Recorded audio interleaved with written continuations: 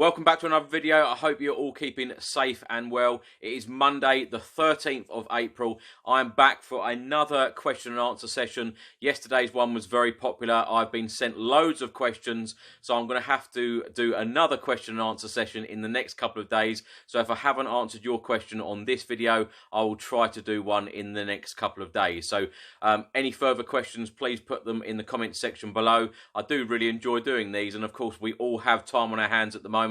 So ask me any questions and I will answer them. So just before I start, I would just like to thank every single person for watching this channel on a regular basis.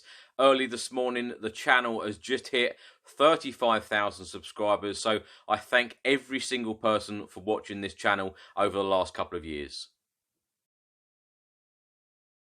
So first up, a question sent in yesterday via YouTube. It is from Charlie THFC. Do you think Tottenham will invest properly in the defence this summer?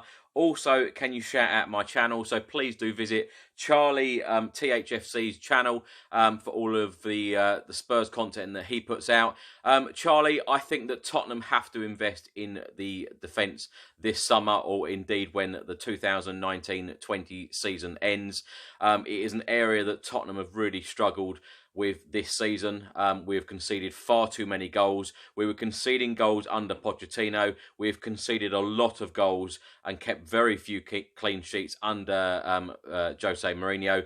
It is an area we must invest in. Jan Vertonghen is of course going in the summer as well, out of contract. We've really struggled in the left back position. I know a number of players have come in. Jan Vertonghen indeed has played at left back, but without Danny Rose consistently playing there, Ben Davies got injured in the first game that Jose Mourinho took charge of. We really missed him.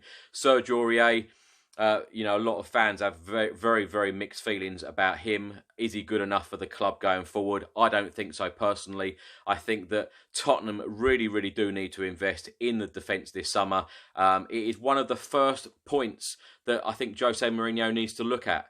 In any team where he has won trophies, they have always had a very good defence. He's always had a very good defensive record. So it is the first point of call that he needs to look at and improve on defensively before even thinking about any other position.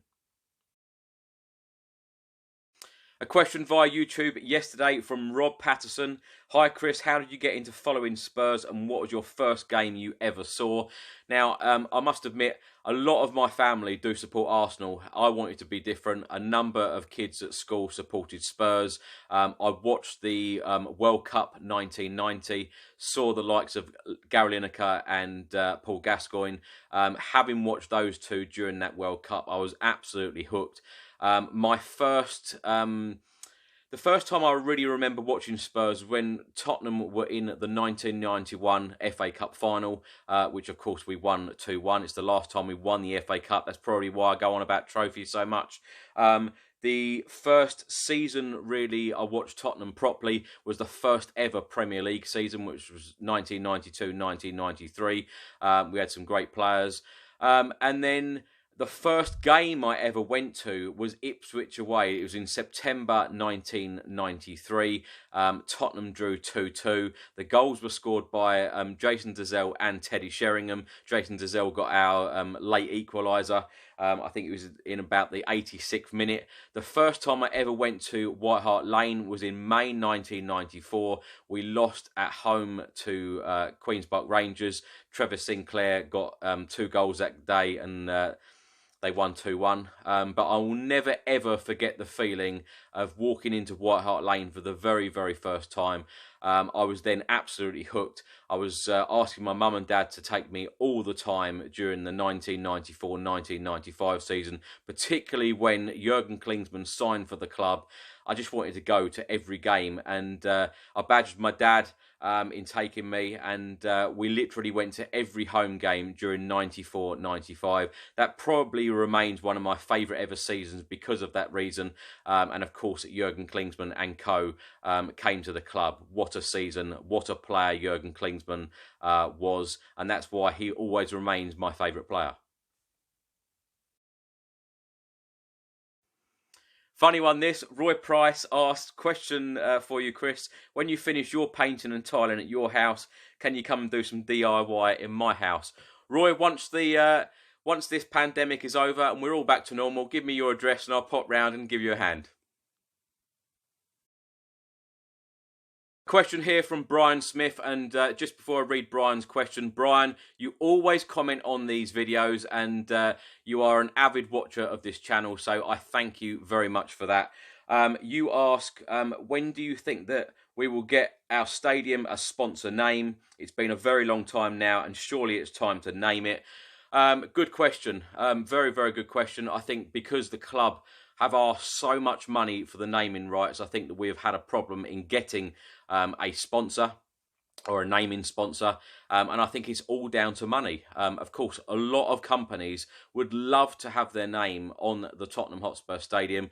It is one of the best, if not the best stadium in the world, but it is all down to money. I think that the club are asking a world record fee for stadium naming rights, and that is the problem. A question here from Super Wishcash Charlie. He says, Chris, I've got a question. Would you rather keep Harry Kane this summer and spend very little, or sell Harry Kane and spend millions? Now, as I said in yesterday's video, Harry Kane possibly leaving Tottenham for around £200 million. I know a number of media outlets, including Sky Sports, they're the ones that kicked it off, have said that Harry Kane is not leaving and he's not going absolutely anywhere. I think every player has his price. I think that if a team seriously came in and said to Daniel Levy, here's £200 million for Harry Kane, I think that the deal would be done. I really, really do.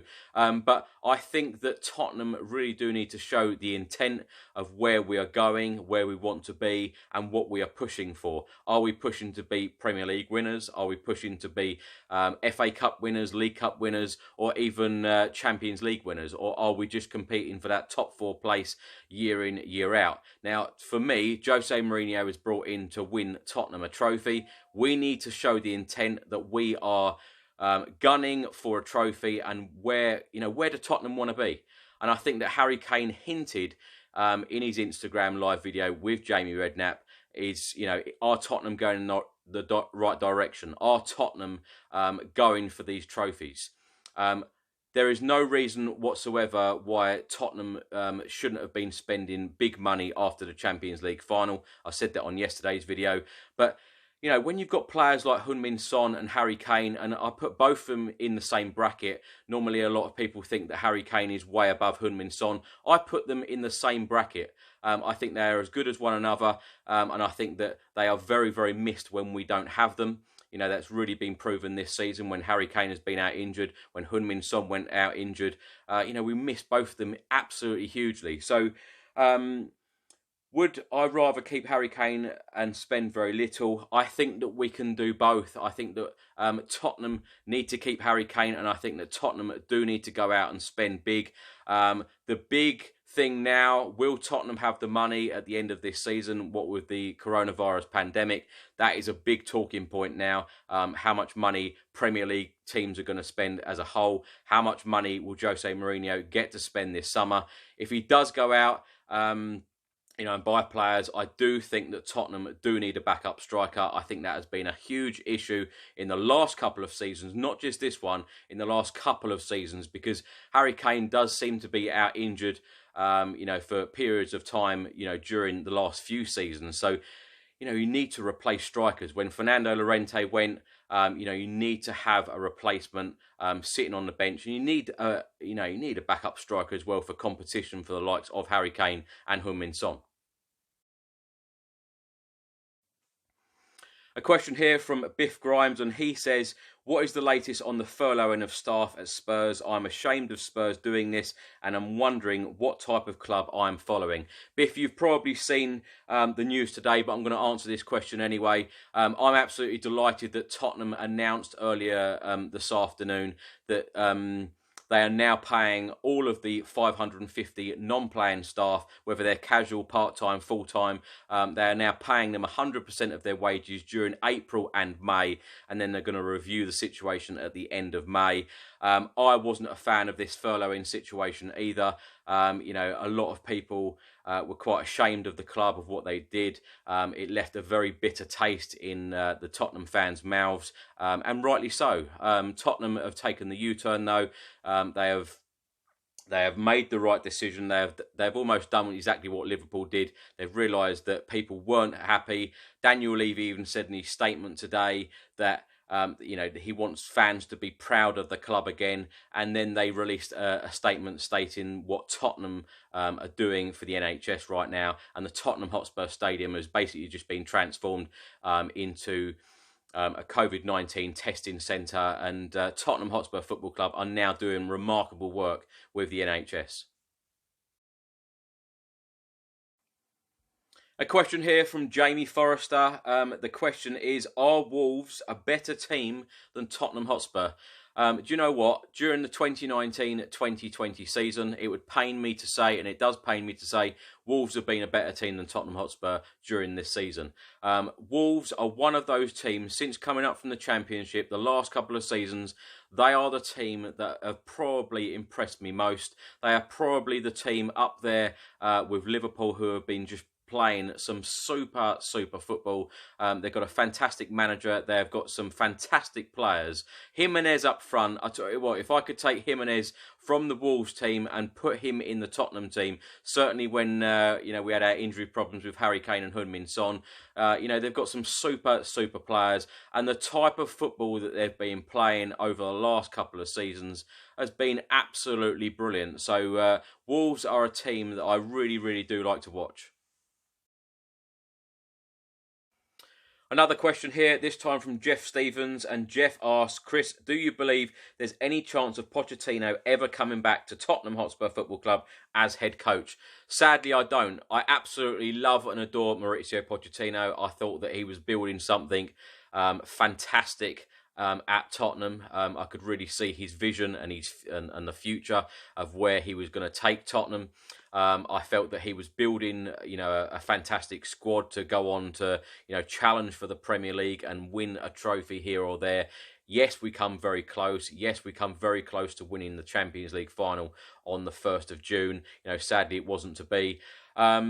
I feel gutted for Pochettino having left in the circumstances he did, leaving mid-season after a few, very poor results. The fans were getting on Pochettino's back. The board clearly didn't feel that he was the man to take us forward for the future.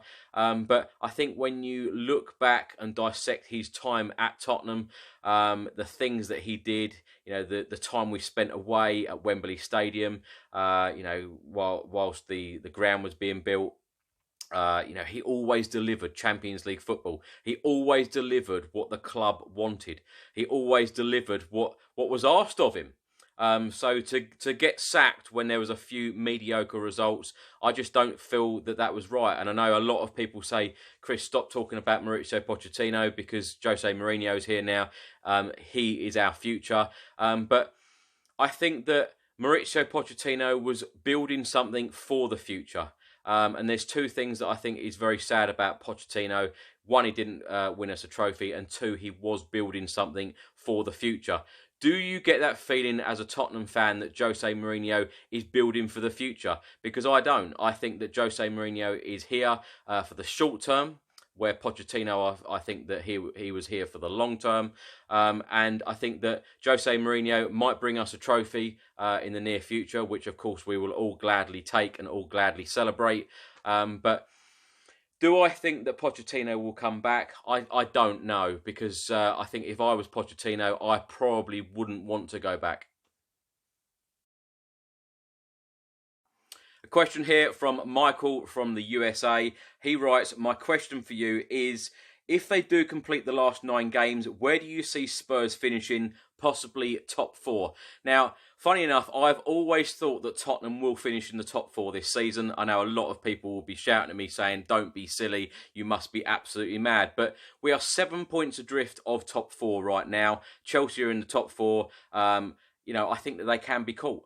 We've got 9 games left. We have now got Harry Kane back. We have got Heung-min Son back. them two will just be a huge plus and a huge bonus for the club. Jose Mourinho has now got no injury worries whatsoever. So if the season does return, the 9 remaining Premier League games, we are all back to full fitness. We've got the full squad back. And we should all be raring to go.